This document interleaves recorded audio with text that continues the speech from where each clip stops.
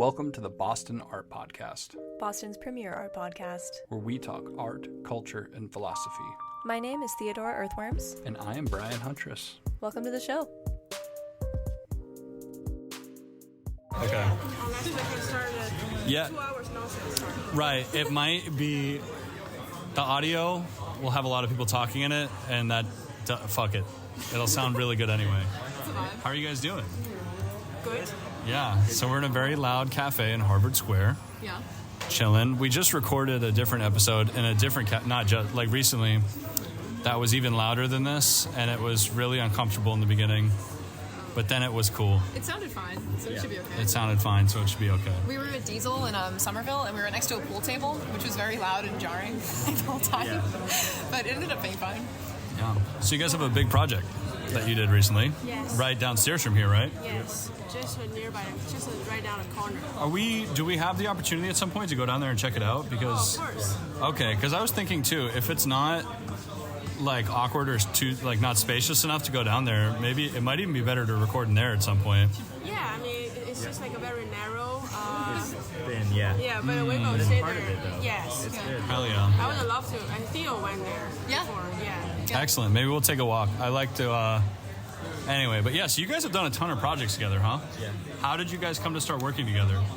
I think it was like when I started doing Behind the Shadows, and when we had like the first show in Downtown Crossing, and Cam was one of the artists who kind of submitted his work, and I was the curator just to put his work in our show.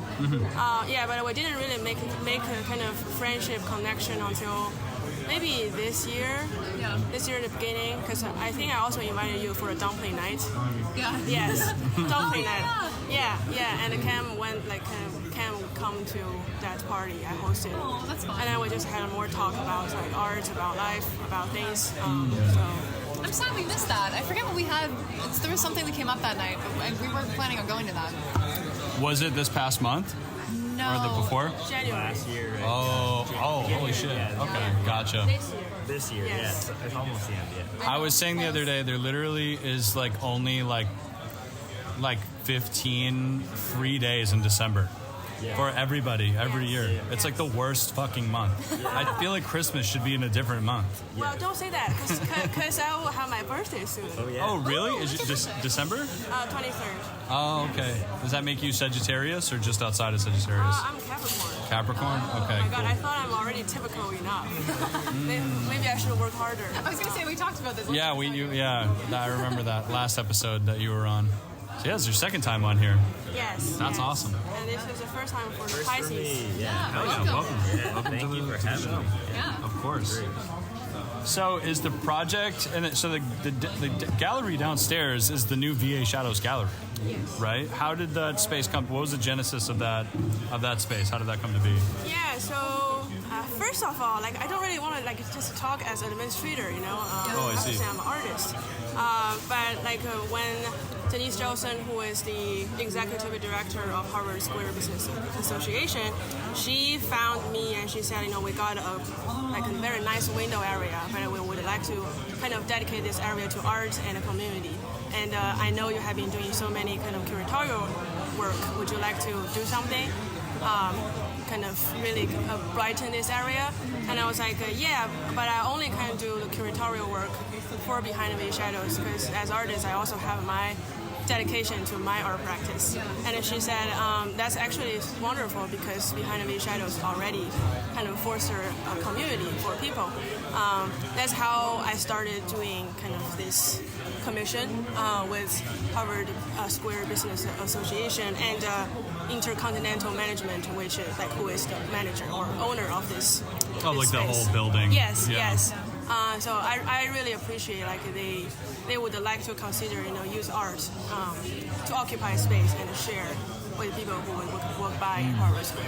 Yeah. Yeah. So this space actually started in June.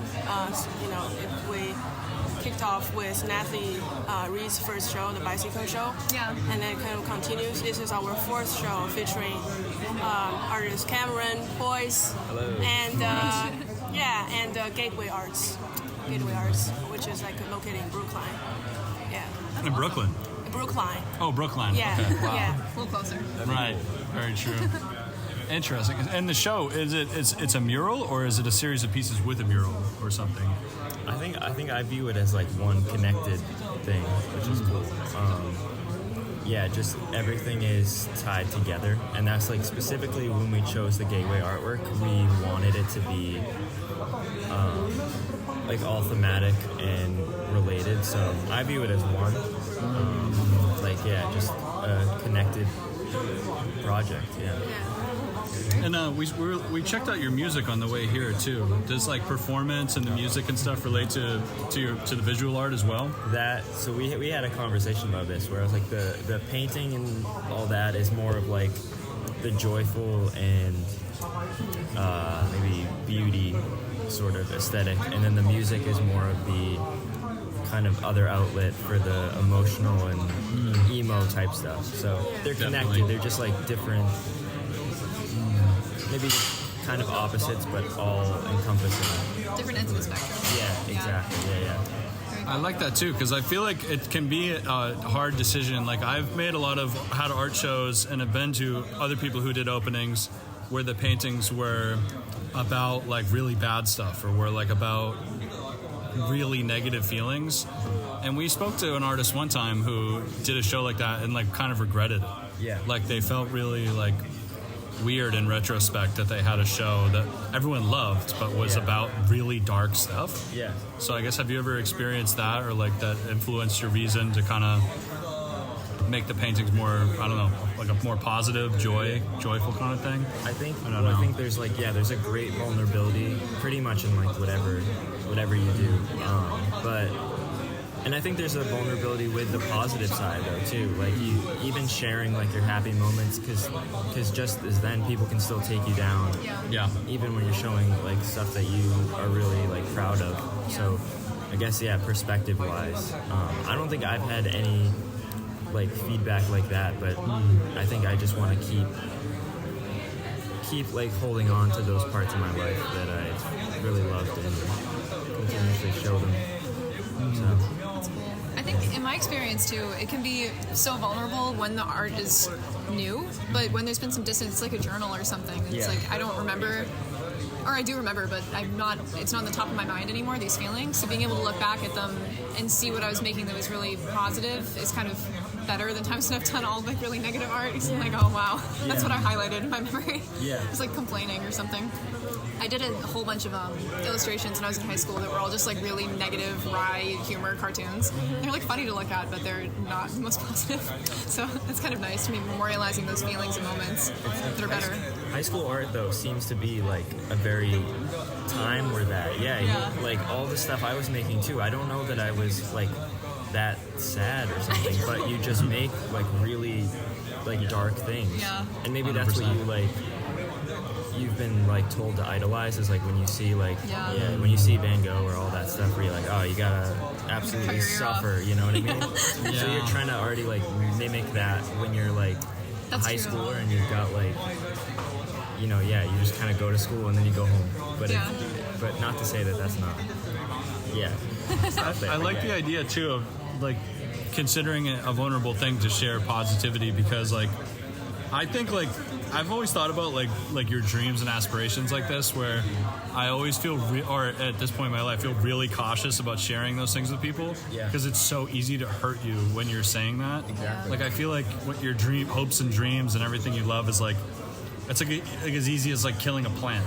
Yeah. Like if someone just wants to just shit all over that and take it away from you. Yeah. Maybe it's different if like you're more sure of yourself or something. I don't know, but there is kind of more reverence, I feel like, for like pain or something. Like maybe people feel culturally or something like they should respect somebody who's experiencing something bad. Yeah. Like, oh, we should, even if you have a critical thought, it'd be very rude to like be mean to somebody while they're experiencing pain. Yeah. But that same thing doesn't exist as much for happiness, does it? I don't know. Maybe it does. That's an interesting thought. I don't know. Yeah. But I've always thought that way about like, I don't know, like if you tell somebody, like you don't want to tell somebody like, oh, I really want to be a famous artist one day. Like, it's just not a good idea. Even if you really feel that way, just don't tell anybody, because then they'll take it away and fuck it up for you, I feel like. Or maybe even the worry that they might can be preventative too. Because even if someone did, it was just like, are you going to stop wanting that? Maybe. If you're at a vulnerable place in your life, or like they hurt you bad enough, that happens. People get fucked up by that kind of stuff. Yeah.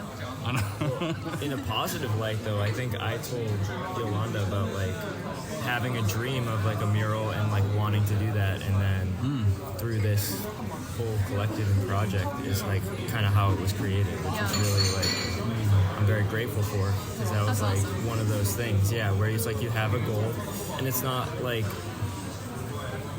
incredibly like massive, but it's still like pivotal, and that was like really, it still is a really cool thing, and it's still surprising, you know. We took a little peek at it when we were walking over here. I didn't want to look at it too much, so I know we were going to walk over there. It looked really good. Yeah, and we will stay there. Yeah. Oh, it's permanent? What? Is it permanent? No, I'm saying like us. Yeah. Cam looks so happy. What, is it gonna be permanent? Imagine. So the show will be on view on March 1st, and the original plan was kind of only on view like February 1st. Yeah. But when we proposed this show, and also kind of just give them kind of drawing, like sketch up, and like Denise Jolson, she really loves like just the theme of hope, and also the bright colors, and also the art pieces from Gateway Arts.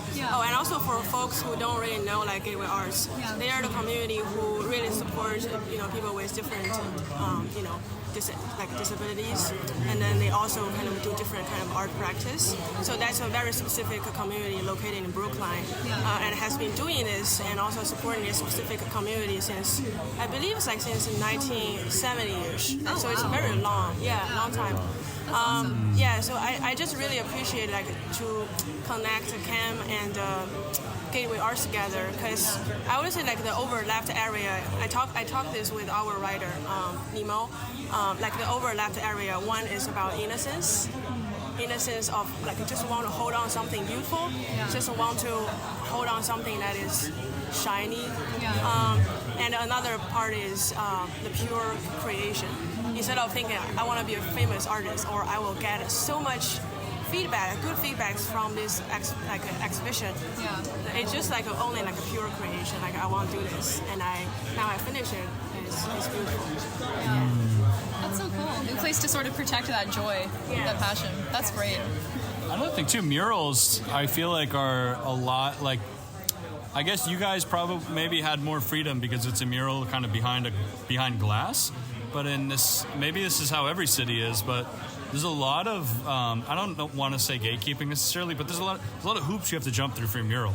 Like it's a big deal. So like, did you guys run into anything like that? Like any kind of like, I don't know, like challenges from the powers that be about what what could be in it or what can't be?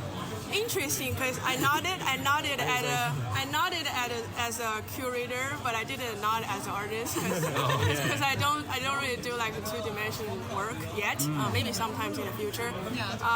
But like from the just an administrative perspective, I know how much paperwork and how much like people you need to go through to kind of get a guarantee or permit you can do this in a public zone and on like other people's property.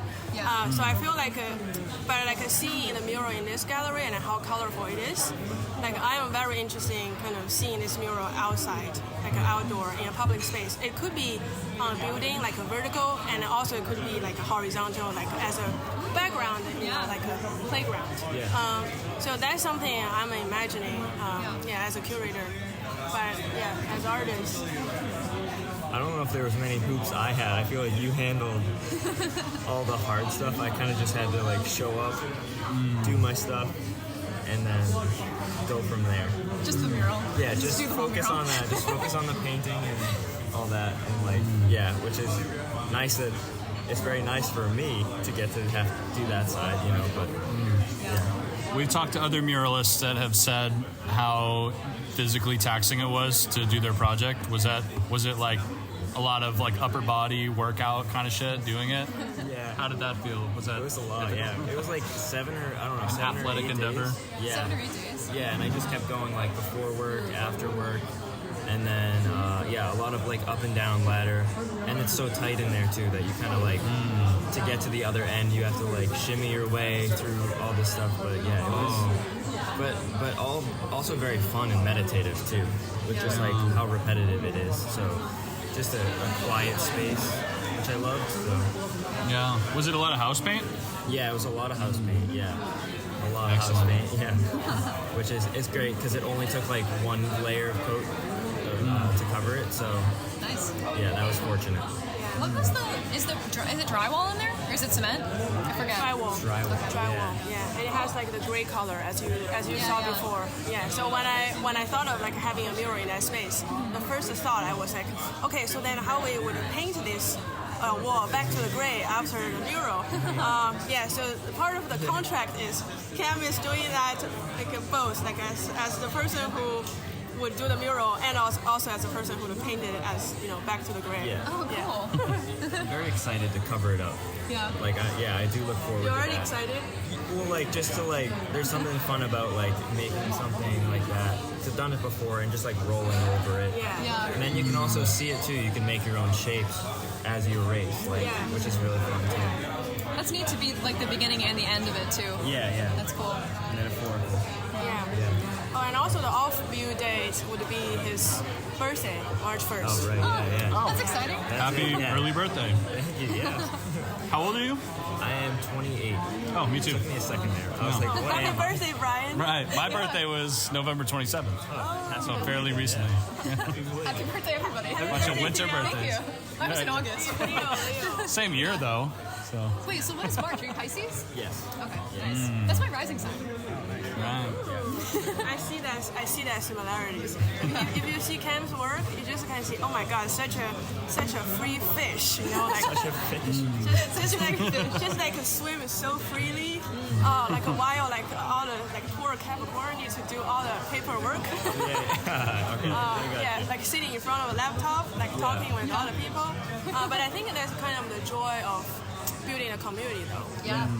Yeah. People can fill in where needs are, like to meet needs. Yes. That's cool. Yeah. That's another thing too. Like when we were talking about like the idea of the vulnerability of joy and like putting out there things that you want to achieve, like a mural. I feel like it's the difference between building like a network, like from a marketing or career perspective, and building a community that is going to support you as a friend as well. Yeah. Like I think that's a really interesting duality. It's important to have both. Maybe more important to have community, really, because that can be the same thing. Like as an artist? Yeah. Well, as a person too, I guess. Yeah, I've definitely known many people who are both ends of the spectrum, like people who are so community oriented that they might not even be making as much art as they want to, and some people who have no community at all and they only make art. Yeah. It's like neither of those things are particularly appealing to me, Yeah. Yeah. to be in either of those shoes. So Middle is good. Yeah. middle would be awesome. That balance. And that demands tons of work. Yeah. Balance. It does. Yeah. But also like thinking of like the definition of community, it doesn't really require like how much people in it or how much space we occupy as we're labeled as a certain community. Like we're behind these shadows and you are this and I am this. I think like what Brian said, some artists they don't really kind of do community art or building as a community builder. Yeah. They have more time to think about their art practice and they would make their cool art pieces. Yeah. But I believe like through having that outlet kind of to reach to his audience, Yeah. and also just thinking about like the daily routine as a super solitude artist, I believe he definitely has his own community. Like the people, like a guy who would hand him coffee every day, stuff like from a same coffee store. That's could be a person in his community, or his family, or his friends. Maybe he just only have like one or two friends. Yeah, but I think like I think it's more about not really quality, but just the presence of or the choice. Like you can be solitude, but also you can talk with other people from your community. Yeah. Yeah. Some people do balance it. I feel like you're like that. That you go through periods of like just making art, like wanting to be by yourself, and then go out and do a ton of like social stuff. Yeah, definitely a lot. It's like I find that my level of social interaction, I feel like influences what I'm making too. Because like there was a good amount of years where my studio was also like a music show space, because I would be a part of like, you know, collectives and shit, which I haven't done since the pandemic. But during that time, looking back, I feel like because I would be constantly getting very fast feedback from people that were there on what I was making, I found that a lot of my art tended to be more comedic. Like I was trying to, if I made something very dark or something, it would be like, I don't know, it's like awkward if you make a painting about some fucking awful thing that happened to you, and it's a little bit awkward to tell people that you did that. I don't know, and maybe you don't want to lie. So I found myself making things that were just absurd and funny or something. I don't know. But yeah, I don't know. In terms of bouncing back and forth from creating and not creating, that's definitely true, because another thing too is that I find when I'm making a lot of art, I'm sacrificing work time where I would be making money. So that happens a lot where, anyway, I'm kind of rambling, but that's another thing too, is like if I'm making too much art, a lot of other parts of my life are falling apart. You know what I mean? Or I don't know. It kind of reminds me, have you guys played that game? Is it called Master Chef, that game we were playing? Overcooked? Have you guys played that? I only played a Diner Dash. It's so it's probably, yeah, like that's I'm all of the little guys, and the restaurant is my life. The rice is on fire. So, yeah, the rice is on fire all the time. Oh my god. So. Do you feel like you're more of a social creator? Me? I think, I like to, I used to work in a studio, alone for, 5 years, and I like that, and then you kind of emerge, out of that. So I like the emerging of, or, after hibernation or something like that is, I think, a good way of looking at it. I like to make a bunch of work and then kind of come out with it. Yeah. Almost like an album or something like that, but with painting. That's a good way to think about it. Yeah. And it's maybe a period of time or something where those works interact with each other. Yeah. And then, you bring them all out together. Yeah. Which is cool. Go ahead, Theo, please. I was going to say I like saving the feedback phase for a separate period than my art making phase. Yeah. Sometimes I'll hoard things that I'm working on and then post them after I'm done. Yeah. Just so I don't have to hear anything I'm not ready to hear yet. Yeah. Yeah, there's a lot of finality with it. Feels like almost like you're publishing something just by posting it. Yeah. I kind of think about I had a realization about music years ago, because I put out music too, and I feel like musicians and songwriters, or many of them, think about once they record a song, that final recording is the quintessential version of that song forever. You know what I mean? Versus an artist might make a million prints or versions or renditions of something. I don't know. So I kind of with music, I was well, maybe it doesn't really matter how I record this, and I can just have fun and do it how I want to right now. And if I don't like it in a few years, I can just re-record the exact same thing, just in a new way, and then it's just a different version of the same thing. That's interesting. There's a lot of folk musicians do that, where people aren't really married to, with pop music, it would be very uncouth to do that. Yeah. Pop music is there's a lot of finality in the production, but a lot of folk or lo-fi stuff, people don't really care. Yeah. It's different in that way. I feel like painting is kind of like that too. It's not that strange for somebody to make a piece, leave it like that for a few years and show it, and then just repaint it and then show it again. It's the final version is just whatever's in the gallery at that moment. Yeah. Which is interesting too, because with music, I feel like once you upload it, it's also accessible. Someone can go back and experience all of that the way you intended in a binge listen on Spotify or something. Yeah. Right. But most people's portfolio is not accessible most of the time, unless it's Instagram or something. Yeah. So you kind of have flexibility to change it a little bit. That bothers me though. I hate that. When I don't have anything on view, I'm it's just my Instagram. It's horrible. Yeah. I don't know. I kind of have different feelings when you say when you post something. It's almost what words you use? It's publishing it almost. Oh, publishing. Yeah. I feel for me, it's just a pure archive. Yeah, because I know I have so many photos on my phone, and I need to have some space to have an organized, not portfolio, but a part of my portfolio. Yeah. Yeah, but I definitely got like the feeling if I post like me singing some songs or play guitar, bad guitar player, don't promote that.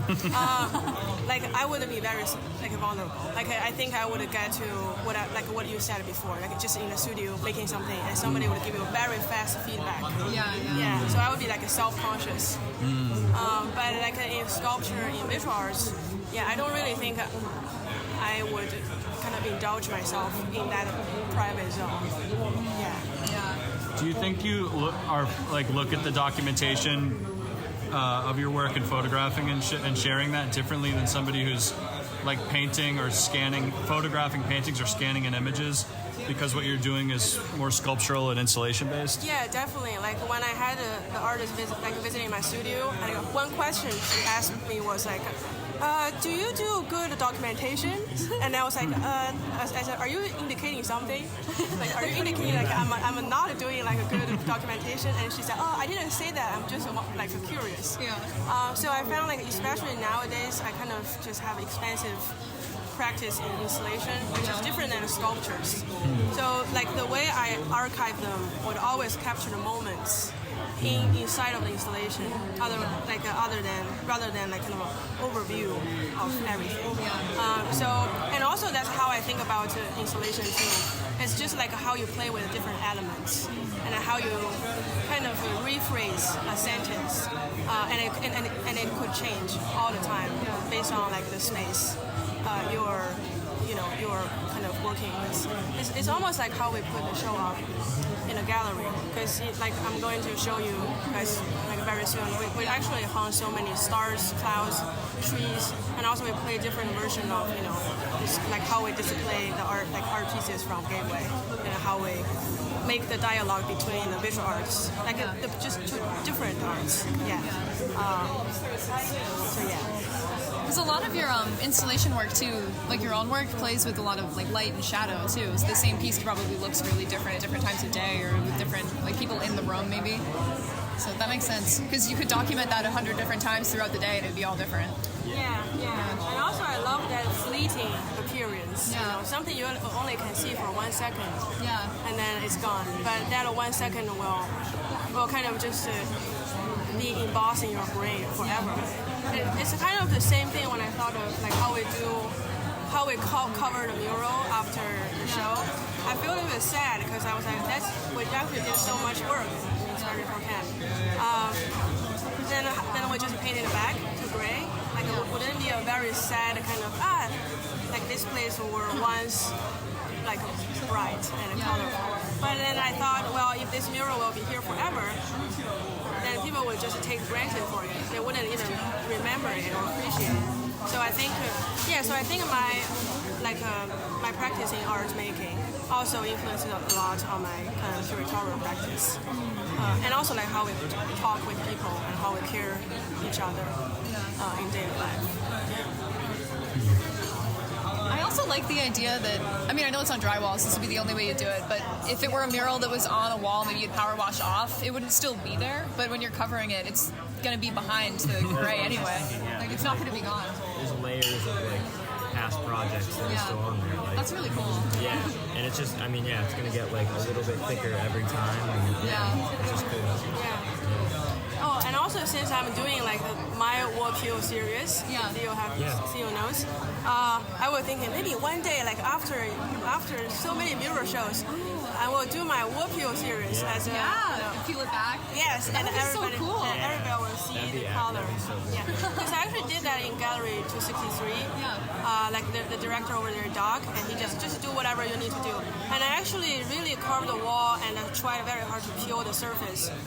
And that surface in Gallery 263 was thick. And I was very, very kind of touched by that fact. That's exciting. I remember doing that with tables in art school. You could peel back like little bits of glue, and there'd be like tape and stuff. Like little tape and paint and stuff underneath from students from like 10 years ago. It's fun. We visited London earlier this year, and there was this like alleyway that's like this famous graffiti like tunnel that is like they allow people to paint and shit.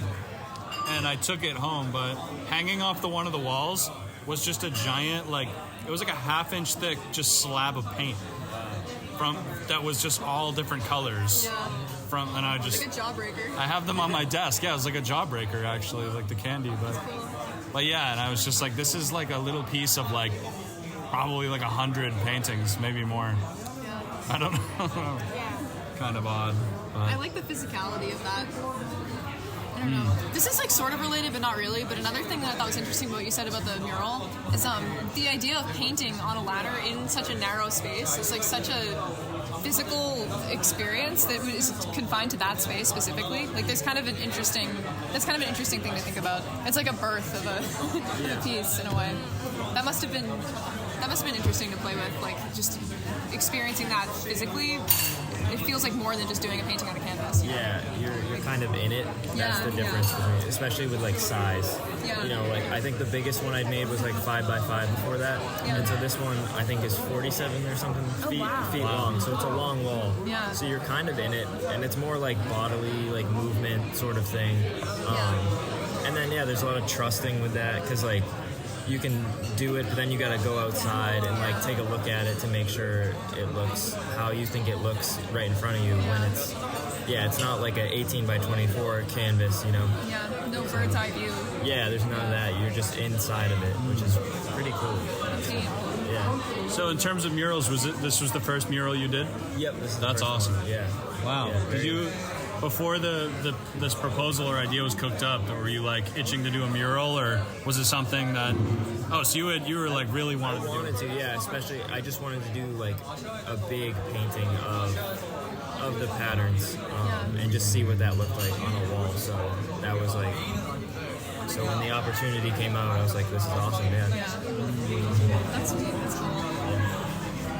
Should we go see it? Sure. Yeah. Let's go. Sorry about the background noise on that first segment. I thought I would be able to clean it up, but it turns out my noise reduction capabilities are limited. Maybe we should stop recording in crowded cafes and restaurants. And also, do you guys like this AI voice? I made it using some weird AI voice cloning website. Anyway, back to the show.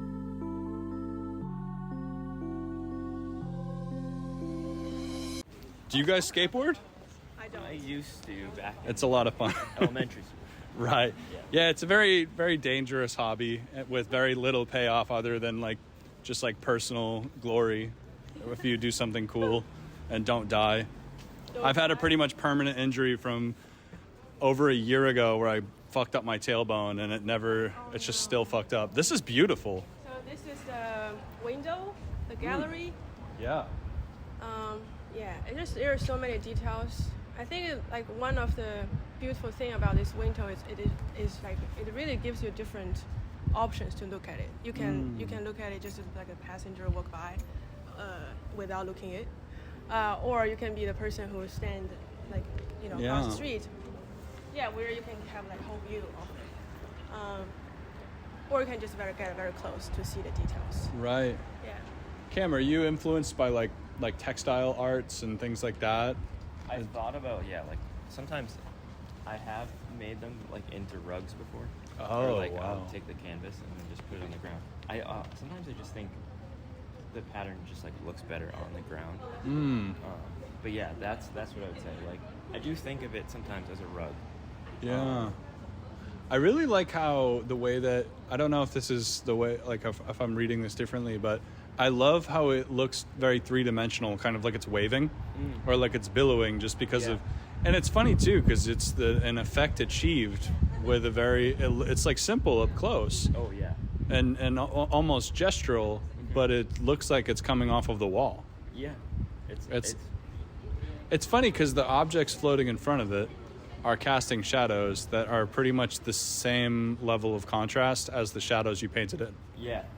Which is pretty cool. It is very fun. I think that's just like a by chance sort of thing. Yeah. Right, yeah, no, it's cool. Not planned, but... In terms of the stuff hanging up, what's the story with that stuff? So those are like the kind of themes I have throughout my work, which is like, clouds, trees, stars, all like extremely basic, almost like kid-like drawings. Like I'm sure all of us have drawn a tree like that when we were in elementary school. 100%. Or a cloud. So I like to keep and hold on to that. And then the T-shirt was kind of a nice added thing too, where I was like, I love drawing like a simple T-shirt, so that's like an homage to the area. Right. I grew up with my dad and I walking around here Friday nights. Or I didn't grow up here. Friday nights we'd be like, hey, you want to go to Cambridge? Me and my dad would walk around. Love the area. So that was like, that's like paying that tribute to the beauty that is Harvard Square. So you grew up in Mass? Yeah. Cool. I grew up in Rockland. Are you from North or South Shore? I'm from South Shore. I'm from Canton. Canton. Yeah, okay, but cool. Rockland, I used to have hockey practice there. Oh yeah, you played hockey growing up? Yeah, Me too. Yeah. Wow. When did you stop, or do you still play? I stopped in like middle school, but I never stopped skating. It's fun. I probably didn't have the aggression with hockey, but right. I loved going fast. Skating, and I never stopped that. Yeah. I loved it a lot. I stopped in high school, but I haven't played since. My brother still plays though. Oh, nice. Big hockey family for sure. Do you ever skate in like the Common or anywhere? I haven't in a few years, but I have skated the Frog Pond a few times. Yeah. It's pretty fun. I'm dying to know what our friends over here are talking about. Yeah. Should we regroup with it? You guys are having a great off-the-record conversation, it seems. Took a little break. Yeah. I wanted to see it from further back, because I was just saying to Yolanda that when you're close up, I was just looking at the different squares, but when you go back, it's like a drop shadow, which is really cool. Yeah, I was also saying to Cam, I like that the shadows cast by the objects are the same level of contrast as the painted shadows. Oh, yeah. So maybe if you were driving by, you would think that those were part of the painting. Yeah. I guess they are part of the painting in a sense, right? They are, yeah. They add some additional colors I Yeah. wasn't thinking about until right now. Is that like some kind of drum machine? That little object there? That's a phone, isn't it? Oh, it's a phone? Yeah. Okay, gotcha. Yeah. I thought maybe it was like something. It can look like that, though. Yeah. Yeah.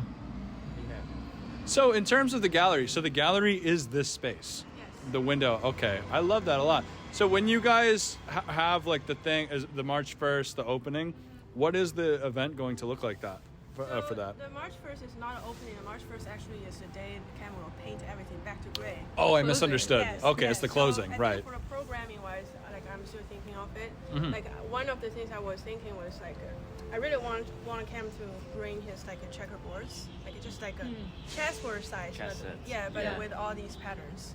Oh. And it's just very cool. I want to kind of having a community event so people can play chess over here. That would be so cool, because Yeah. that's so iconic of Harvard Square. Yes. The chess That's the thing, tables. yeah. We walk by it like every night. Yeah. They're playing, and like if we could just bring you over here, Yeah. that could be a cool little thing. Yeah. Oh, that would be neat.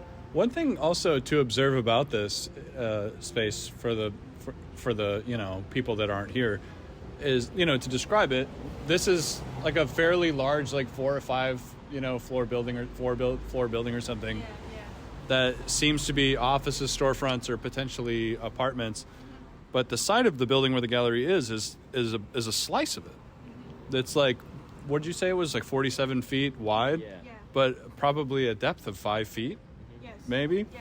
I'm really interested in like how that came to be, because you said you were working. I don't want to make you talk about administrative stuff if it's Don't probably worry, super I'm boring, proud but of that too. Like, Oh, yeah. Another day I was thinking like the world needs just a good and a caring administrators. Yeah. Just like so many people working at Harvard Square Business Association, like without their cares for the whole Yeah. Harvard Square community, you wouldn't see all the Christmas lights. Yeah. Like every Oh, like okay. every like holiday season, you wouldn't like see the street lights get kind of fixed. Yeah. So it's like lots of work and lots of care. It's not really like just a boring job. Yeah. So yeah, I think for me, I deeply like kind of appreciate that. So you said Harvard Square Business Association. Yes. Is like an organization that oversees just. Yeah, just like a downtown bit, like every kind of district or area, they have a sort of like headquarters. Interesting. Who take care of everything, the business Yeah. and like outreach and the lightings and also programs. That's cool. Yeah. So it's almost like sometimes it's so easy to think this world just will work without people. Yeah. But there's so many people actually working behind the scene to make everything we have been taken granted. Yeah. Yeah. Yeah, and especially and speaking of taking things for granted too, like in terms of like arts administration, it seems like to me, I feel like most artists don't even know that exists. like that behind the scenes world of like, you know, working with a business association of a part of the city or something, like, I don't know, or like, I just found out about that. not even just talking about grants, but like, just it's such an invisible world to artists, you know? Yeah, yes. We've had many episodes discussing different nuances of arts administration, but I don't know that we've talked to a ton of people, probably besides you, that specifically are working with municipalities in a way. Would you say that's true? Am I just totally forgetting some like super important, awesome interview we did or something? We've talked to a few artists that have benefited from it, but we actually haven't had that many conversations with arts administrators either. Just a bit of a suitcase rolling by. It won't be that. That's the thing about recording in the way that I am right now, is that so background noise often reflects in the recording so much differently than we hear it. Yeah. So as long as we're like pointing our voices at the microphone.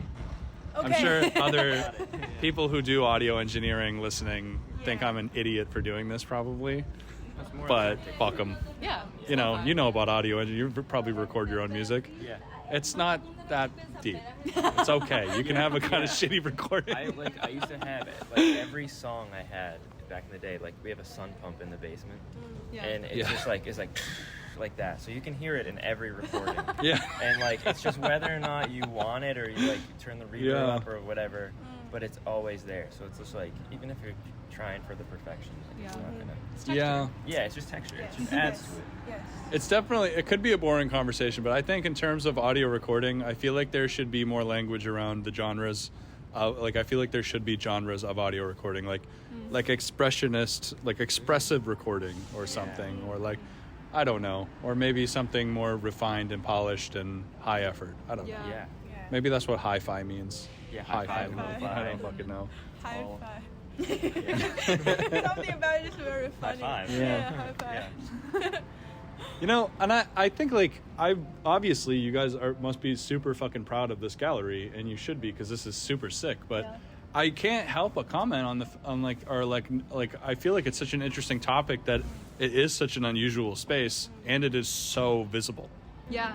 Like, do you think that the space, the unusual shape of it, like kind of adds to it, or like the fact that it's in this giant window? Like, this would be horrible if it was in the back of the building. Yes. Right? Yes. Yeah. I think so. When I was thinking about, like how I envision, to use this space, to kind of dedicate this space to Behind the Shadows, I thought of like really just site-specific works, and encourage artists to do the experiments. So I think in the mural, the distance is one of the key elements. If this mural is like back there, you wouldn't feel like it's just very close to you, which it wouldn't have that immersive feelings. And also, I don't know, something more about in the corner. It's very poetic. Like you wouldn't know like what you would come across next second, and you found there's something new here. I think it's very welcoming too, because I think there can be something. I was thinking about this when I was gallery sitting earlier this year, but sometimes people will come up to the window, but they won't go into a gallery, especially if someone's gallery sitting. Like they just don't want to do like the small room interaction. Where with this, you can like get right on top of the items without actually going out of your personal bubble. Like you can just interact with it more. Just kind of cool, honestly. Like directly interacting with art. Or kind of invite that experience within. Because we don't really have staff. We don't need staff to stay here. It's kind of better. Gallery is like it's easier. Like 24/7. Yeah. It's always lights on. And nobody's watching you look at it. And you can be with it like on your own. And I imagine too, like there's probably people that are like really late at night coming back from class or something, and then they get to maybe just have their own time with it, which is really nice. Some privacy and intimacy in that. Yeah. It's nice. The street in general too, what I love is it's not like a bleak street or something like that, but it is like an alleyway off Harvard Square, which is nice because it's, I don't know, it does bring like some liveliness, I think, which is really good to the whole little street.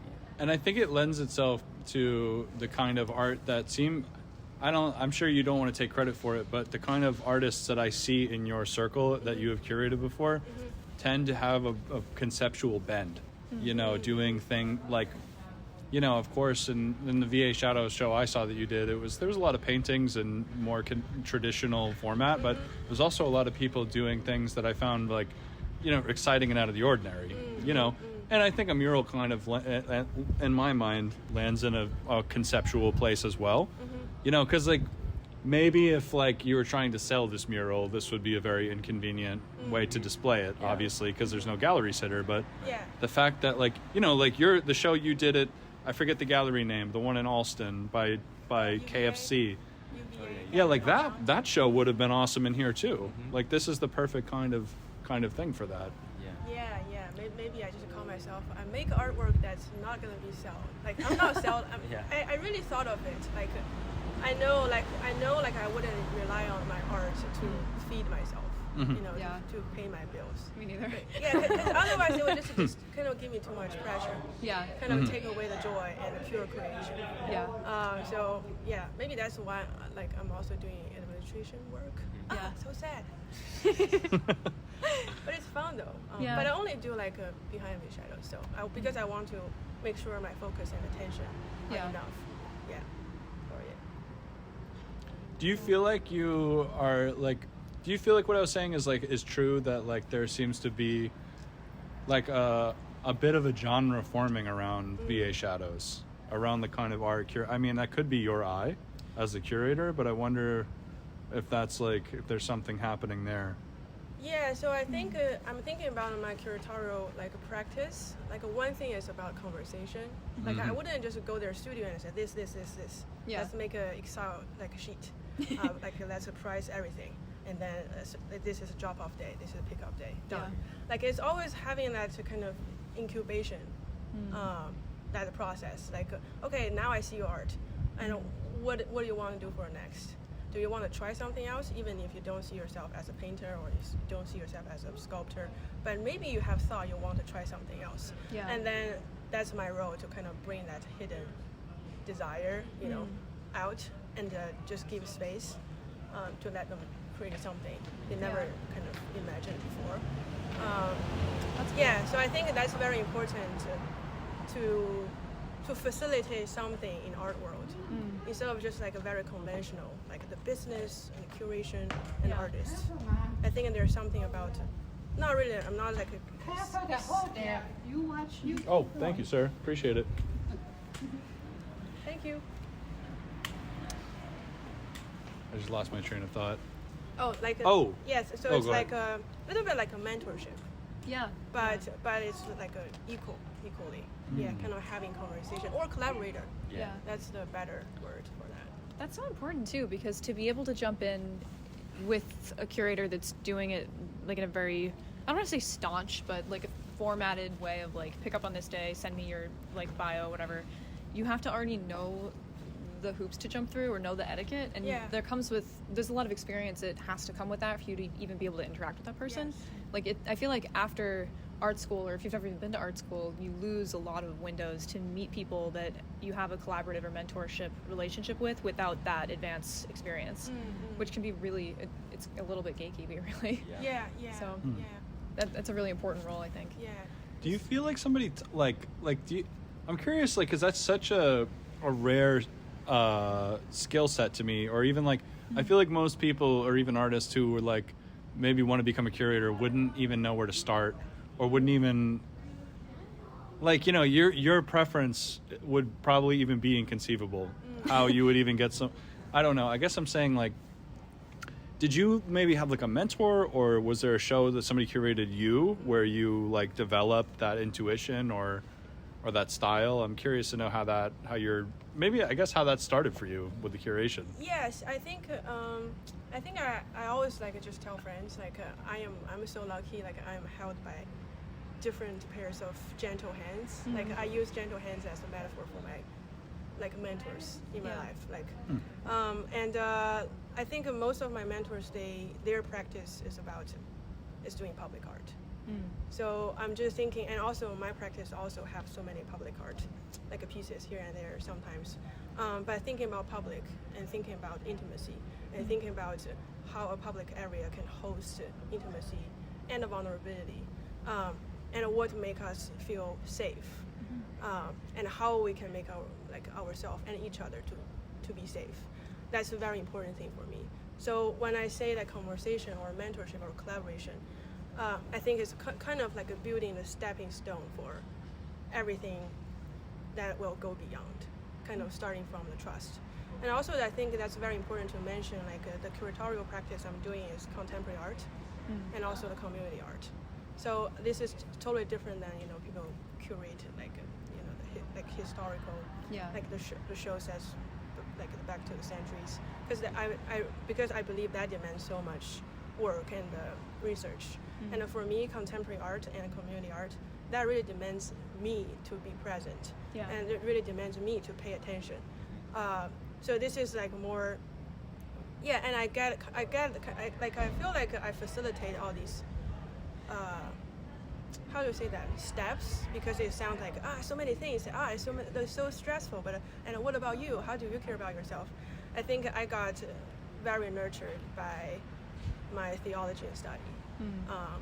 Not really like religion related, but just theology study, like spiritual well-being. So my goal of doing this, or my motivation of doing this behind these shadows, not my studio art, is really like I care how each artist would be hopeful about their artwork, about their art practice, after this, or during this. Did you study theology in school, or did you mean your just personal journey? Theology? Yeah, I studied in a school of theology. Wow. So like the first one was just neuroscience, just pure science, pure like a theory. And I was raised up in a Catholic family, so I definitely had that background. And then also I'm very interested in chaplaincy too. So it's kind of like a divinity degree. Not degree. It's just like taking classes. I see. I see. Interests. Yeah. And I got in trouble of that because they were asking me like, so you're a studio art major. Why you're taking this theology in class? Like how that relates with each other? Like explain it. Otherwise we wouldn't give you credits. Yeah. So, but now they're convinced. So that's good. Yeah. So was it kind of like how this spiritual, having a spiritual, what am I trying to say? Having spirituality, how that like affects, like, what am I trying to say? Like there are like artistry or curation. Like, how do you feel like that informed the studio art or curation? Like I feel like that was like a car accident of a question. Sorry. Like my studio art? Yeah, I guess so. Art? Like, I guess I was trying to call back to because you mentioned that you were studying theology at the same time as art. Yeah. So, I guess I'm kind of like, which one of those came first, or what was I think art definitely came first. And then I think theology and study is more about how to maintain that motivation. Yeah. And then starting from there, like kind of heal myself, and then I can spread that healing to other people. That's so interesting to me. I've never heard someone talk about it from that perspective. Like when I was in school, I studied art therapy, which was kind of a similar thing for me, of like looking at psychology and like the reasons why people do what they do, or like how to heal from your experiences or past traumas. And then concurrently was studying fine art, but they never really interacted at all. I think maybe because what classes I was taking were like a clinical bent to like work in a hospital or something like that, and I ended up not doing that course of study. But there was no kind of, I thought about it a lot, but there wasn't a lot of dialogue about it being except for people's personal experiences of like art has been an outlet for me or that kind of thing, like how to make that an intentional practice going forward and how to kind of help other people experience that. I think that's interesting, especially from the perspective of like theology and spirituality versus just the like science or psychology aspect of it. I haven't heard someone say that before. That's really interesting to think about. That's not a question. I'm just going to play with that idea, I think. But that's cool. Damn. Yeah, I've not studied theology, but as Theo knows, I'm like, I like dive too deeply into a lot of theological stuff too. It's more of like, it's almost a morbid curiosity at this point. I was raised Catholic as well, but yeah, it's cool to consider how that would inform someone's spirituality, because I guess everybody, or a lot of people I've known, talk about spirituality despite that, despite theology or Catholicism or something. I don't know. Well, I know a lot of artists too, that myself included, I think, that kind of see their artistry as like a spiritual practice in itself of like, this is what keeps me going, this is what heals me, this is like when everything else is falling apart, this is what I come back to.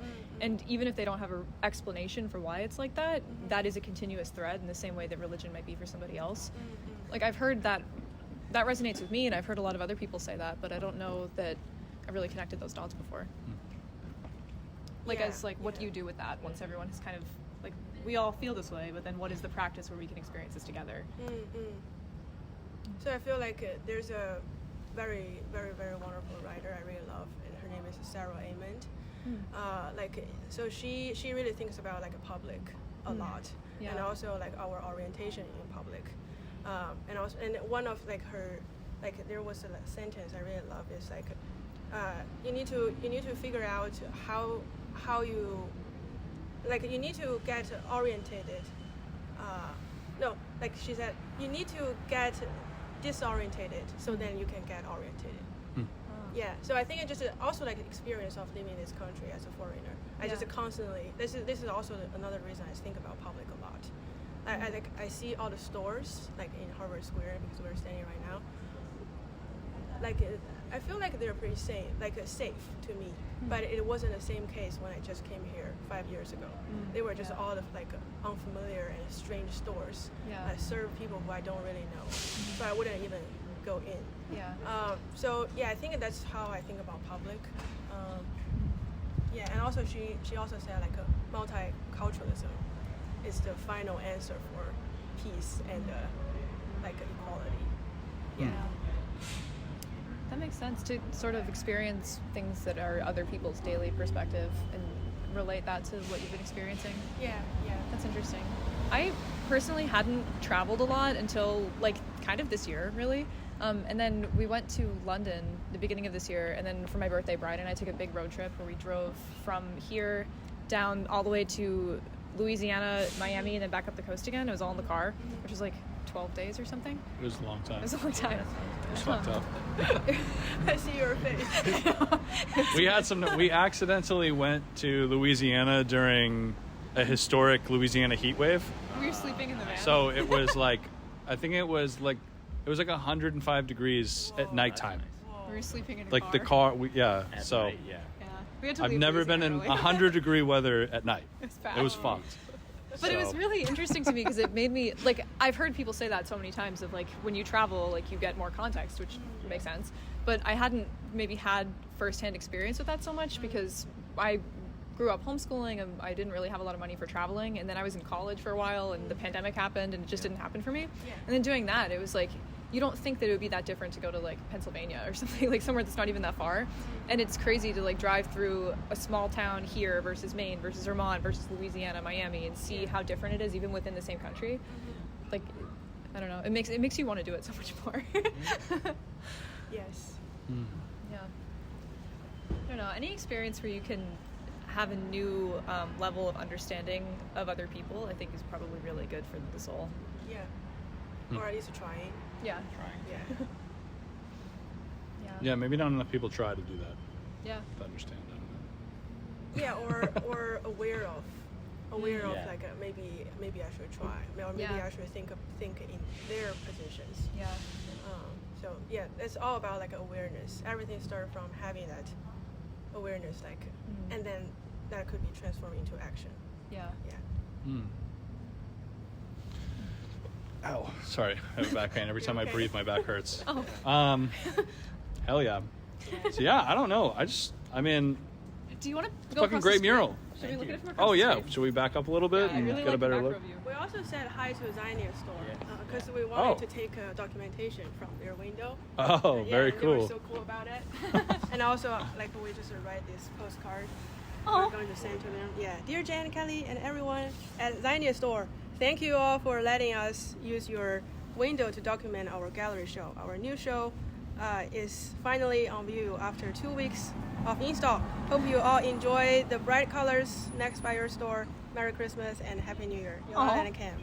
That's so cute. Yeah. I saw a photo that you posted on the This is story. cute too. Are you ready for your bubble bath? Oh.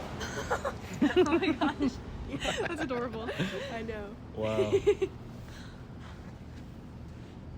Oh man. I really love the dimension that it has from further away and how that contrasts with like the texture of up close. Like all the texture disappears, but you can see the shadows so much better from here. Yeah. Mm. I didn't realize there's people above too. I don't know what that is. I think that's the cafe. I think, Is yeah. Tante that big? I think I think so. It's really Wow. cool. I didn't know. I would hear people at night when I was working on it. Like, Right. I didn't know if it was an apartment or like it must have been Tante. And there must be the bank offices on the other side of that wall, right? Yeah, you would hear like drawers or like. Right. No, that's cash, cool. cash, Yeah. ATM. Right, yeah. Yeah. Is it cold in there? There's two Oh, heaters. I would invite you guys to come in. Sure, Brian, yeah, I'd love haven't, to. right? I have Theo. not. It's kind I of like have. a wonderland when you go inside. It's really nice. Oh yeah, from the side perspective, everything's hanging. Yeah. Wow. Okay, welcome in. Oh, excellent. And feel free to walk through. Cool. Yeah. Oh, sorry about that. Don't worry. Part of it. Yeah. It's all interactive. Oh, yeah. I love how it smells in here. Yeah, it's definitely tight. Definitely. I think I overestimated when I said a 5 foot depth. Yeah, I think. Yeah, Thank this. you for making our space bigger. maybe 3. Right. I could see this seems very challenging to do a mural in here. Yeah. Yes. Yeah. Wow. Yeah, it is tight.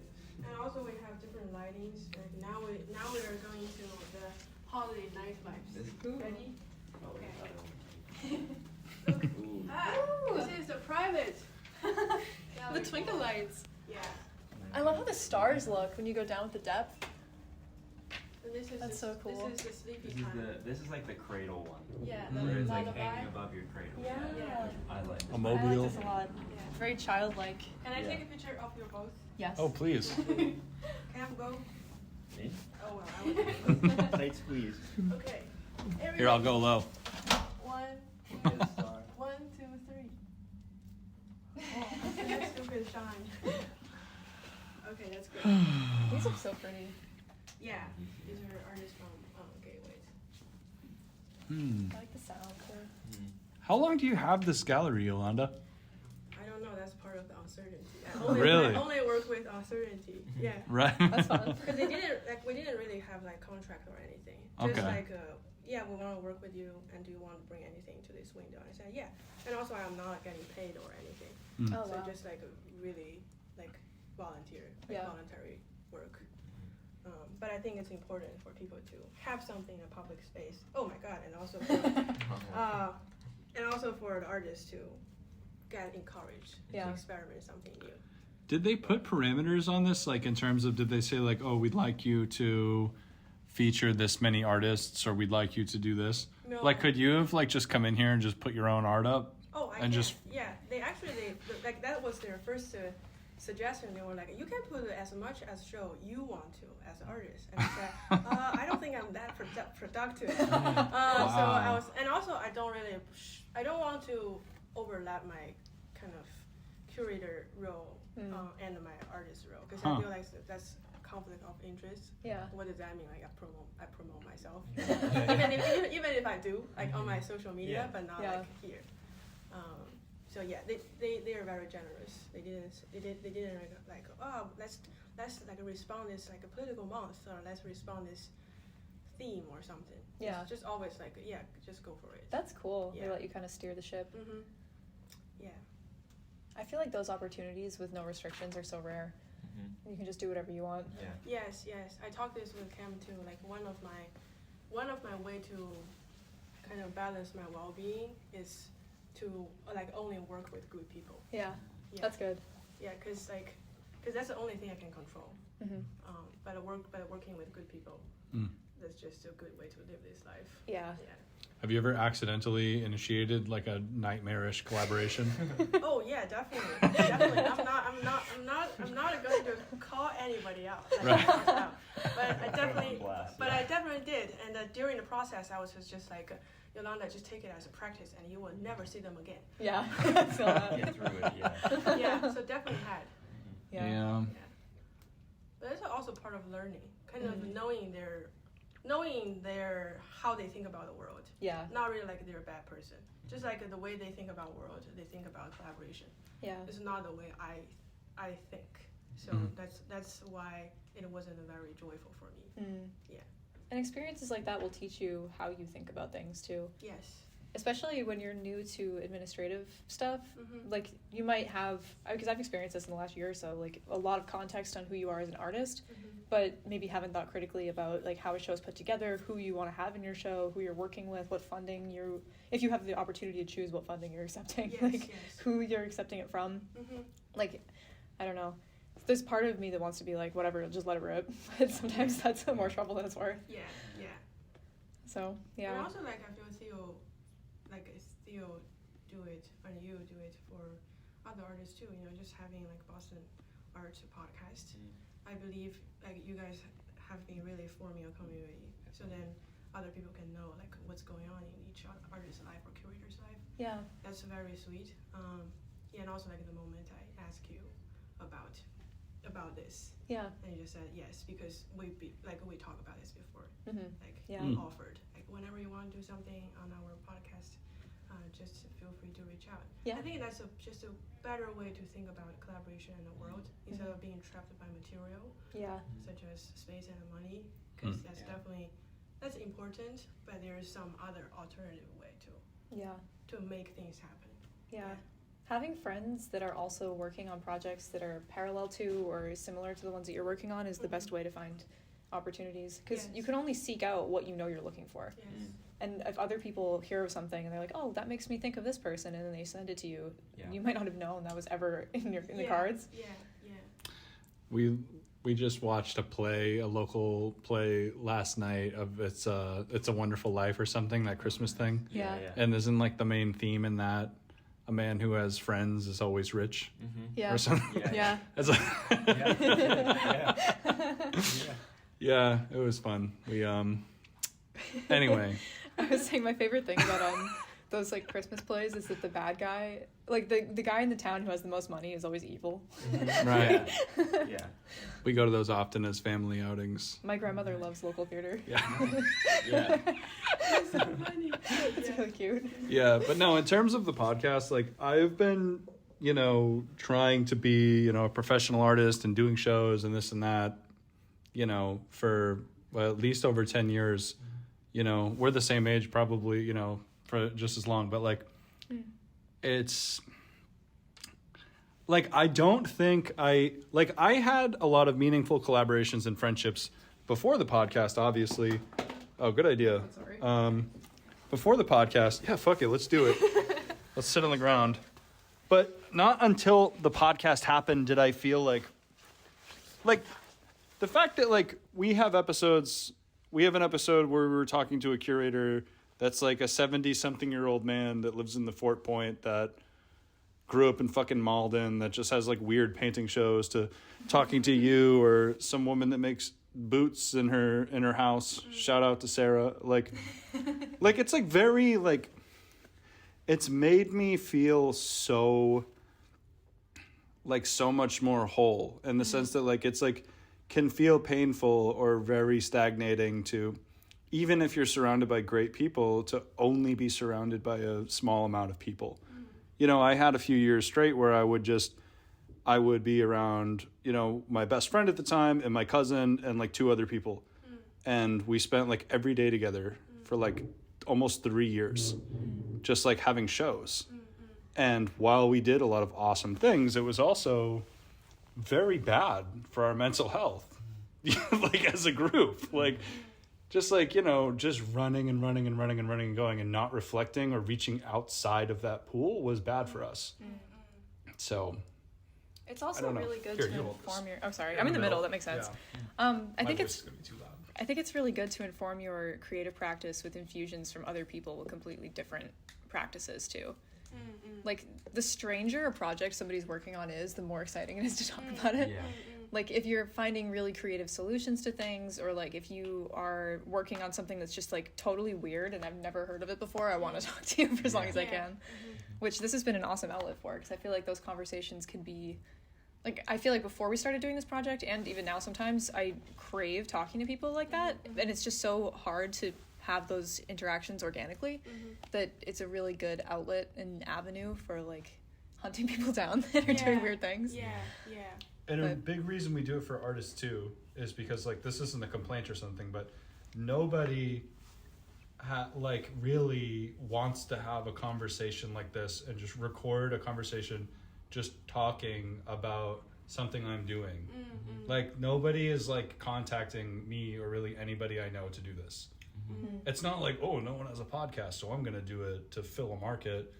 It's that like you shouldn't have, you know, many other art podcasts interview people that are highly collectible, very, very, very like legendary, or something, you know, or there's a lot of fucking money floating around them, but there's no reason why you shouldn't be able to have that same conversation with somebody who gives a shit. The same, you know what I mean? The same for you, obviously. Like, so why not? I don't know. It's like, even if not a lot of people are listening right now, it's just like, you know, we all may have great grandchildren one day. And this could be very valuable if it exists then. Even if it isn't now. I don't fucking know. They'll get to hear me say like hours of stupid shit. Just stupid ass shit. I just think that there is like, you know, all of us are artists and, you know, probably collect things and care about things, and, you know, we all, you guys, you know, value this, and I appreciate that, you know, so it's good to be around people with that same, I don't know. Yeah. I feel like I relate to you a lot with the idea of wanting to help artists put their best shows together. I was about to say same thing, like about Behind These Shadows and about our podcast. Like the way we reach to people or the way people reach us is the same. Like just DM me. Yeah. You know, like not really. We talk about this, like not really like writing a fancy proposal. Yeah. And also, I know some folks, they kind of nowadays they read, because we have this physical space, they kind of just promote us as like Behind These Shadows as an organization. Like I just say no. Like we're not an organization. We're just the artist-run community. That's all. And they always DM me. That's the way to make friends and just to start a conversation. Because when Brian was saying like, you know, the Boston Art Podcast, like not many people would reach out to you. So, can I have something like featured by this podcast? That's kind of give me the reflection. I feel like what you guys are doing are so friendly, so accessible, and it's so I think, and it's just so, and also another word, so thoughtful. Because I think that's a genuine way to connect with people, because we're not function as organizations. We're just individual, and also as artists. So that's why we four are sitting here with the coffee. Theo finished their London fog. So that's very sweet. It's interesting that you say that too, because we've been doing this for almost 3 years. 3 years, like in a few weeks. That's exciting. And we had a little character arc with it where we were trying to look more like an organization, because we felt like it might give us access to more like more established creators or curators, and it worked a little bit. But what we found is that the people that were reaching out to us were still kind of looking for that connection to community, and maybe didn't have access to it themselves, or like wanted, like that was something that was appealing about us to them, and we didn't even realize we were doing that. We just wanted to talk to people. And the artists that we started reaching out to initially, it was a little bit harder to convince people to talk to us, because we were coming off very like, we had like a sign up form, we were trying to fix our branding and stuff, and we got some response where people were like, I don't know if I'm ready for that, or like it's just us, like it's really okay. That did happen. We had the opportunity to talk to somebody who was like not a part of this world of curators and shows and stuff. They're just like a practicing artist, and they felt like this was too much. Like we were like, and we've reflected on that, and we made ourselves look too important, because we are just too, and we were disappointed by that, because we really wanted to talk to them, and we were like, shit. Like we made ourselves look scary. We should have had a lighter touch. Yeah. We've been trying to scale that back a little bit recently. That's why we tailor. If we're a lot of our interviews maybe are people that just were like, hey, like, I'm doing this or something. Yeah. But there are a lot that are people that we kind of chase down, and it's like those have to be tailored like very specifically and individually. You know, otherwise they can get kind of It is a big question too. Like I think after having done it for so long, we kind of take it in stride. But I think if someone I didn't know just DM'd me and was like, "Do you want to talk on the record for 2 hours and we're not going to edit it?" I'd be like, "Whoa." Yeah. We don't say unedited anymore. Yeah. Even if it isn't unedited, we just don't tell people that because it's scary. It's like, hey, you want to go like rock climbing with no harness? You'll be fine. Yeah. But we like that though. We can. What do we like? Oh, I like that though. Sorry. I like that. Yeah. Just like happenings, you know. Yeah. It's just so fun. I like that. I can go on podcast every day. I love it. Well, when we first started it though, I didn't want to. Brian had to talk me into doing a podcast, and then I only did it because I thought nobody would listen. Oh. I was like, it's fine. Nobody's gonna care anyway. Yeah, that's another interesting thing about podcasting is that it's very difficult to talk to somebody that isn't somebody that wants to be on a podcast or something, because like, you know, like for example, we have a handful of people, I would honestly include you in this category, especially after today, of people that if we really needed an episode, that we could just we could just call you probably and just make an episode about nothing. Just real quick. Or experimental podcast. Right. Like, do you want to go for a swim? And then we record like under the water, and then what do you hear? That's such a cool idea. Yeah, we actually just did one this week actually where we were just recording ourselves at an art installation. That was a sound and light installation. We went to Solstice in Mount Auburn. It was pretty cool. Yeah. It was sick. But yeah, it was very, very silly. We were worried because we felt like it might be interpreted that we were like not taking the exhibition seriously at all. Like whispering. We were having fun. We made it very clear that it was for with love of the art. Yeah. That's the interactive part, right? Yeah. That's what I like. Yeah, Tate. I love recording that. I think I've had that idea too with friends. Is just go and put it up there and see what happens. Yeah. You know, it's like DIY is very inviting. Yeah. Which is And I am a big believer that if you're starting a podcast, it literally is just holding your breath longer than, you know, like people, if you start a podcast, everybody in your life will be like, oh, like, oh my that'll God. be done in like 3 weeks. And then it'll be too awkward to talk about again. But if the people in your life see that you've done it for like 70 episodes in a row, then they'll start listening. Exactly. It's the consistency. I feel like every creative project is like that. Yeah. I feel like painting feels like that too. Yes. Keep going. So not that podcasts with a short run are lesser than. There's a lot of legendary podcasts that are literally 5 episodes. I could name a few. Yeah.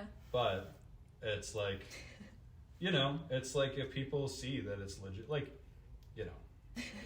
It's like when if you have a friend or something that puts out some awful music or something, and I've been that friend, so I feel like I'm allowed to say that. You know, it's like you almost don't want to look because you don't want to experience that awful awkwardness.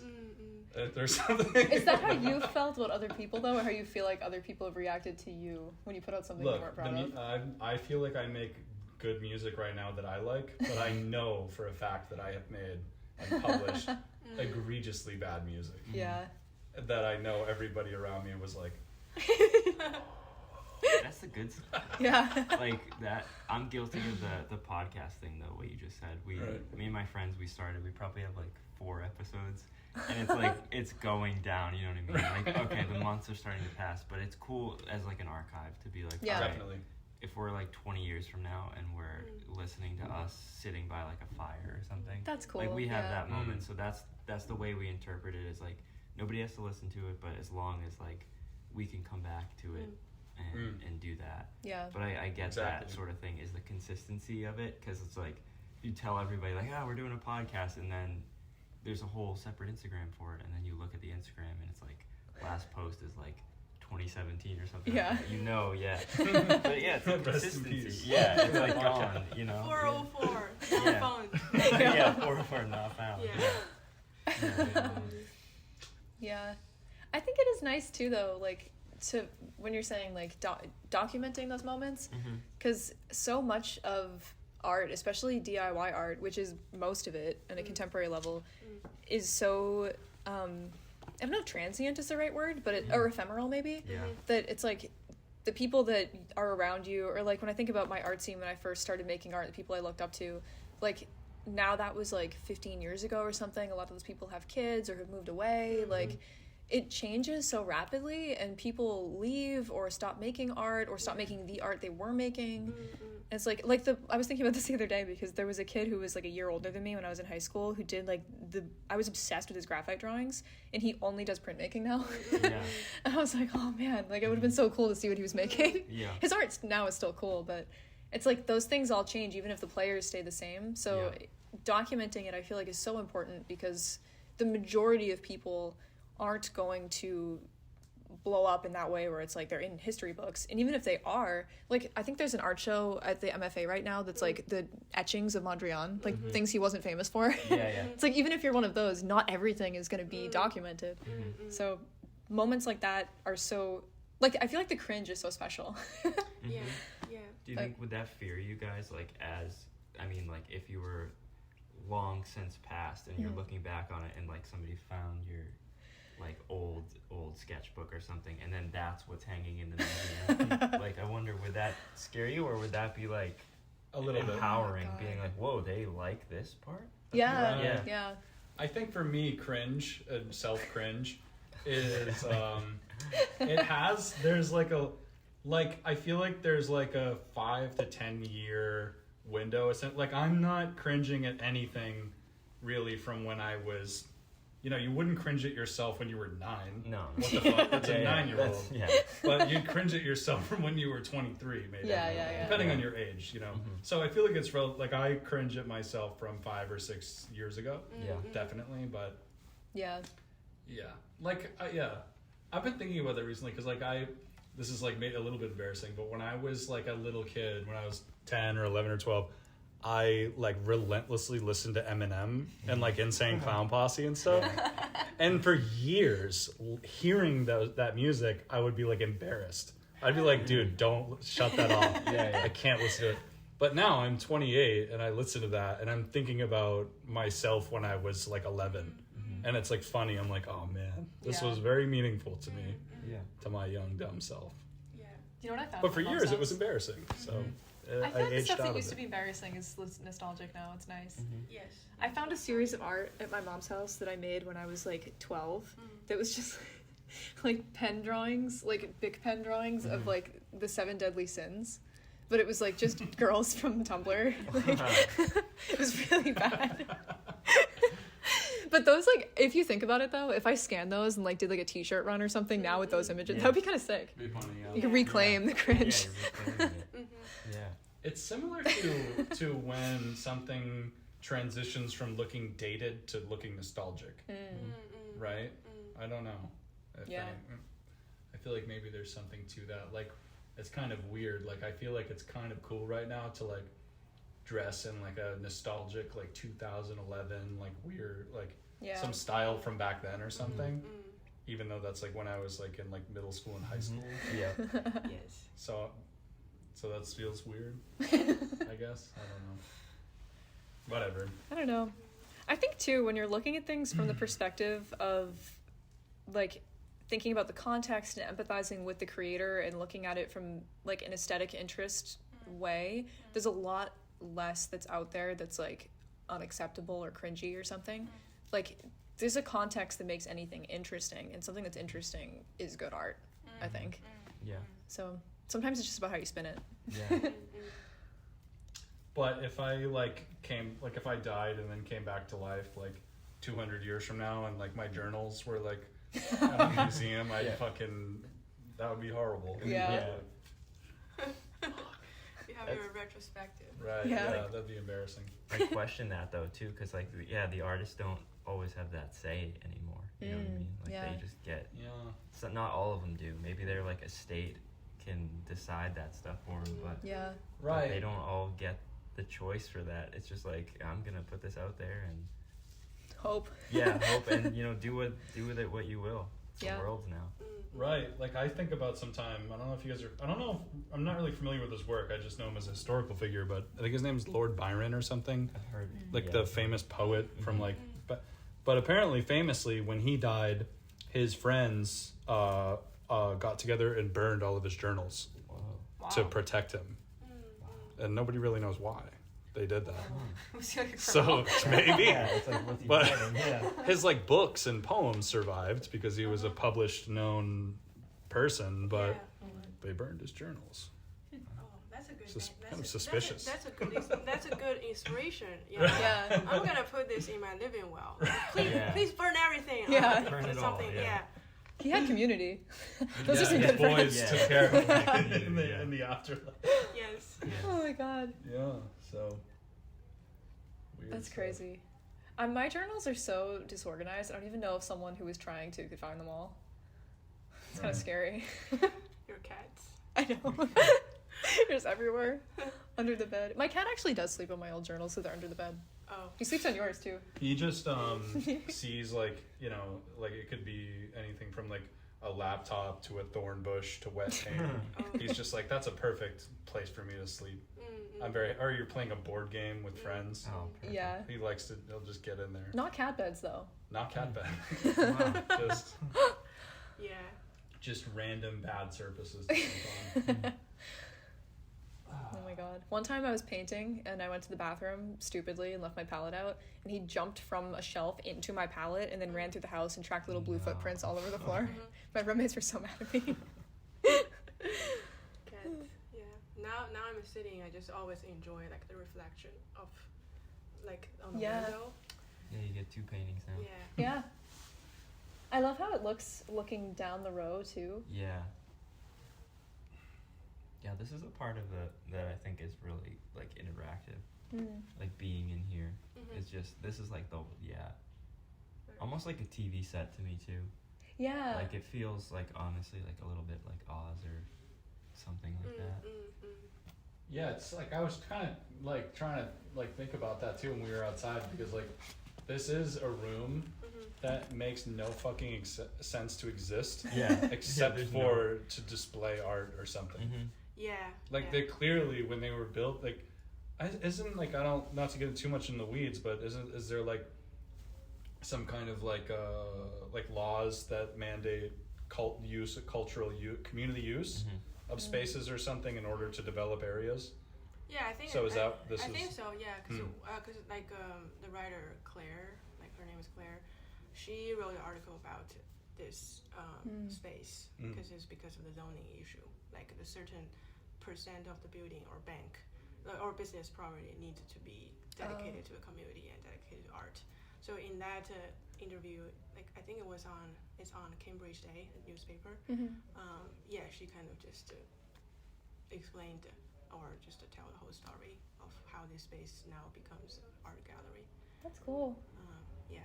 It is. It's such a weird little room, but I feel like it has so much personality because of it. Yeah. I've never been in a space like this. Yeah. With 2 heaters.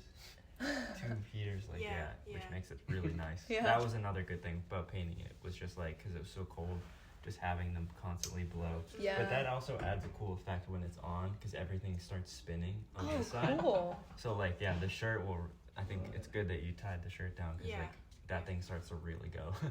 Just It's like, Man. tornado of Harvard. That's so funny. When the stars are twinkling. And the stars, yeah. Yeah, and also like I would love to have us in our podcast, like you guys, come over here and do some experimental projects. Yeah. Like just having like a podcast like on air. Oh my gosh, Just fell. a star. falling star. Yeah. Make a wish. That's it. Yeah. Yeah, that would be very nice. That would be awesome. Because like this space really open to everybody. Yeah. Yeah, my job is just to facilitate like when and how. Yeah. That would be so cool. Maybe we could talk to some people we've interviewed and see if they want to put something in. Maybe that'd be cool. Our Boston Art Podcast group show. Yeah. Or like some pop up or a performance. Yeah. Or visual art, like whatever. Yeah. That'd be awesome. Yes. That sounds amazing. Yeah, I think about I always have this idea when thinking about collaborative projects, but me and Theo in 2020 did a project where we had 8 drawings. 4 of them were by me and 4 of them were by Theo, and we were mailing them back and forth to each other. And each, what was it, 5? It was 10. Was it 5 and 5. Oh fuck yeah, it was 10 drawings total. And we would just completely revise and remix and destroy and remake each of them, so it ended up being like 70 something individual drawings. Scans, yeah. Wow. But only on those 10 sheets of paper. Yeah. So That was like a few days after we started talking too. That's like how we met, basically. it was in the air, the whole idea of doing remote collaborations, because it was quarantine. So that's so we were like, fuck it, let's try some shit. But yeah, we've also, and to add on to that, had this idea of like, what if we could one day have some big show that was all people we've interviewed. You know, that might be kind of difficult, but I mean, imagine this would be here's an even more difficult idea. Having all of those people like almost coordinating the like some type of just a piece that all of them had worked on. Oh, that'd be so neat. Individually that we had, and we just like chase them down. Chase like, them down. Like draw on it. Yeah. Do a thing to this. Oh, man. I don't know what. Just fuck it up somehow. Almost everybody that we've interviewed we're still in contact with, though, which is pretty cool considering it's been 3 years. That's awesome. How many would you say like you've gone through? Like How many? Estimate? Yeah. Maybe it could be like 60 or 70 people. Last time we counted, I think it was close to 70, but that was like the beginning of 2022. Because we also have a lot of episodes that are just us like doing just some type of commentary. Yeah. Or just like kind of fucking around talking about. Yeah. I don't know. This year we had so much stuff going on in our own artistic stuff that we haven't had as many interviews. We did less interviews this year. We cranked them out in 2022. That was our big Yeah. year. We've gone through seasons, like sometimes, like, and we also we kind of irreverently named ourselves Boston Art Podcast in the beginning. Like it was funny that we did that because we're like, who the fuck are we? Like, but then eventually that kind of turned into us feeling guilty, where we're like, wait, we just like don't like we just took this. We just like It doesn't disrespectfully decided that we're that, so we should really put in the work to accurately cover who is here making art. Yeah. And it turns out that is a mission that will make you insane. Because that's fucking really difficult. Because the city is a fucking giant, like 50-dimensional, constantly changing organism. Yeah. So it's like... And there's just 2 of us and only so much time. Yeah, like we've learned about, you know, and like that's just talking to people that are like contemporary, like currently working people, not even to consider like a historical angle where we've talked to people that are, you know, seniors, like older folks that are like talking about generations of artists that were working here and doing stuff, galleries, music venues that are like lost to time. And it's just like, wow, were we responsible for that too? Why did we name ourselves this? But we kind of have been letting it, like, you know, it's like, it's okay. And nobody's holding us to any standard. We're just kind of chilling. And if somebody came along and wanted to do their own Boston Art Podcast, we can't stop them. Yeah. So it is what, it's not like we're blocking anybody from documenting artists in the city. Like, please do it, you know, but yeah, we did go through a few months where we were like, damn, We just went we a need little to do insane something for a about little this. bit. Yeah. I don't know what caused that, but whatever. It was around the same time we were trying to be more official too. Right. I think part of one of the big lessons we've learned from this project is that self-care shouldn't be trial and error. You should proactively practice self-care. But yeah, I don't know. We're both fire signs, so I guess it is what it is. Fire signs. Good. Yes. Set my brain on fire signs. Yeah, there you go. Yeah. But anyways, this space really opens to all. Yeah. I love like what you guys just talked. and as a caretaker of this space, the proposal is scheduled. I wanted to say like accept it, but no, I'm not kind of doing that. Overseeing thing. Yeah. So like it's really open. Awesome. And I just love like seeing people do things. And share. So yeah. The shows that you've been putting up too they've all been so cool. Thank you. Yeah. That was a long gap. Yeah. So I also just want to say too, like we really appreciate what you do too, because we talked to many curators, and we can definitely. And I've also seen Theo curate a big show with a lot of people in it. It's a lot of So work. I can appreciate at least secondhand how it's hardcore. Yeah. Not for the faint of heart. So. Yeah. Especially the art I'm curating is so different than the art I'm making. Yeah. So like my other friends would be like, wait a second, did you curate that colorful, like very hopeful, childish show? And I said and then they would just like. But you're the person who would hammer like shards in a wall, and would discover like the skin and the insecurity. Like I was like, so then, so what? Multifaceted. Yeah. That's cool. Okay, should we say good night? Of Maybe. Good night. Do you guys have a hard out, or are we just enjoying the darkness? Enjoy the darkness. Oh, okay. I was like, I guess we'll leave. It is beautiful. How crazy is that? Like that the human brain you just dim the lights and it's just like your brain's just like, oh. Yeah. I know. Oh, thank God. Yeah. I didn't even know I was upset. Your shoulders immediately kind of just were like, they go down a little bit, Yeah. We were all in the living room at Brian's house earlier today with like their mom and their grandparents and stuff.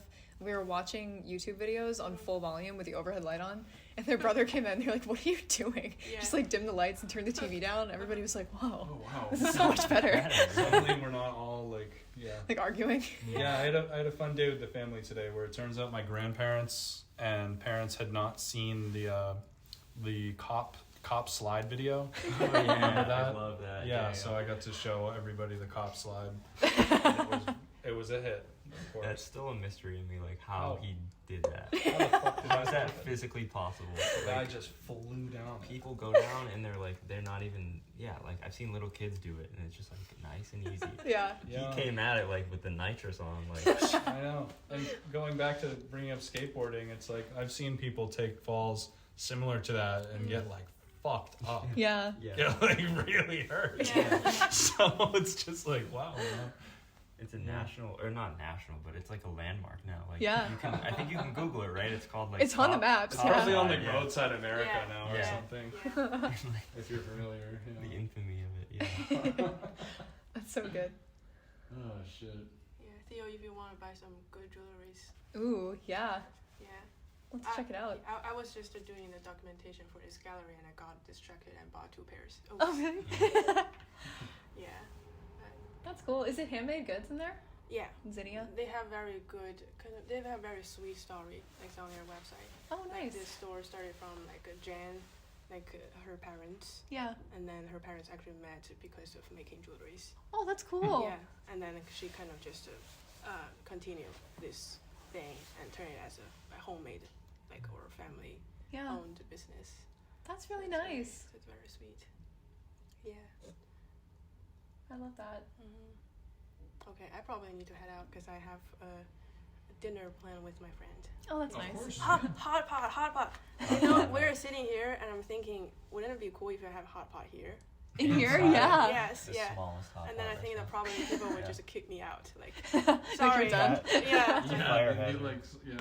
Yeah. They think you were a squatter or something. That would be so funny though, like a little single file cookout. This- Yeah, A little yeah. Foreman grill. These get hot enough. Like I had my I would put my coffee here when it was heating up, and it keeps it nice and warm. Which is good. The barbecue. Full blast, yeah. Yeah. That's funny. Yeah. What are you guys going to up to? No definitive plans. Just probably just gonna relax. Okay. Just because the holiday season is. Oh, yeah. fucking- I know. Yeah. It's hard to get a minute to just do nothing. You know. Yeah. We Friday or Saturday or something. We just did nothing all day. It's good. And it Yeah. was like, Yeah. That's good. Was that Saturday? Must have been. Yeah. What day was that? It was definitely yesterday. Oh my god. I was attracted too. Last Saturday. Yeah. I was at work the other day. My boss was like, "Did you have a good weekend? What did you do?" And I was like, "I don't know. I don't remember. I don't fucking know, dude. Yeah. No memory of it. It must have been good." All It right, sounded well. awful, but Oh, and for people listening and stuff, what's the details on the ending of the show? It's here till March 1st. Yes. yeah. Okay. What is the address of this? Is it So it's the second Linden Street. Cambridge. Linden Street? Uh-huh. Okay, cool. Cambridge, 02135. Perfect. So official. Ha. Yes, And and it's welcome the- everybody just to stop by and take a look Mm. Yeah. and enjoy some like hopeful and colorful moments. Hell yeah. So, okay. Thank you for being on the show. Yeah. Boston Art Podcast. Of course. Oh, and yeah, we'll put your Instagrams or something in there. Okay. Bye. Boston Art Podcast is an independent DIY production by Brian Huntress and Theodora Earthworms. The information contained in this episode represents the views and opinions of the original creators or our guests, and does not represent any institution, organization, or business. Find us on Instagram at Boston Art Podcast, and tune in for a new episode every Friday. Thank you for listening.